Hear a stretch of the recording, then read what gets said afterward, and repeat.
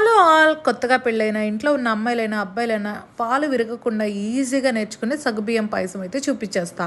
మా మమ్మీ నేర్పించింది. దీనికోసం ఒక కప్పు సగ్గుబియ్యం అరగంట ముందులే నానేసుకోవాలి వాటర్లో వేసి. ఒక కప్పు సగ్గుబియ్యంకి 1.5 కప్ అయితే సేమియా అయితే తీసుకోవాలి. ఇంకా 1/2 kg బెల్లం, డ్రై ఫ్రూట్స్ మీకు ఎంత నచ్చితే అంత. ఇంకా మనకు తెలిసిందేగా, డ్రై ఫ్రూట్స్ అయితే కొంచెం నెయ్యిలో చక్కగా వేయించుకోవాలి. అవి దోరగా కలర్ చేంజ్ అయిన తర్వాత కరకరలాడేటప్పుడు తీసేసి దాని తర్వాత 1.5 కప్పు సేమియా అయితే చక్కగా దోరగా నెయ్యిలో వేయించుకోవాలి.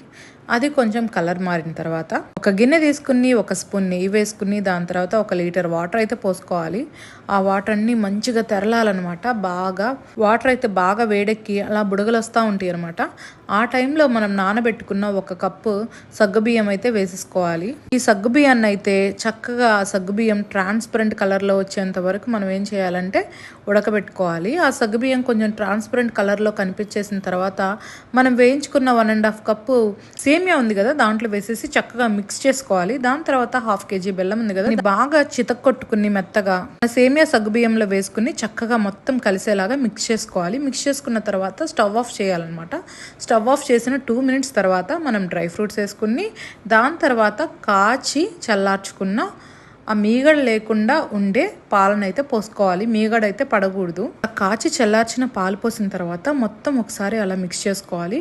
మొత్తం కలిసేలాగా చక్కగా మిక్స్ చేసుకున్న తర్వాత ఒక 3 యాలకులు దంచి దాంట్లో వేయాలన్నమాట. ఆ ఫ్లేవర్ చాలా బాగుంటుంది. దాని తర్వాత సర్వ్ చేసుకోవటమే. రెసిపీ అయితే కొత్తగా పెళ్ళైన వాళ్ళకి వంట రాదు కదా, అప్పుడప్పుడే నేర్చుకుంటారు. పాయసం చేయమంటారు. అలాంటప్పుడు ఈ రెసిపీ చేశారనుకోండి, పొగడ్తలన్నీ మీకే. ఇంకా చిన్నప్పుడు మాకు వేడి చేసిందంటే చాలు, సమ్మర్లో మా అమ్మమ్మ మా మమ్మీ అందరు ఇవే చేసి పెట్టేవాళ్ళు.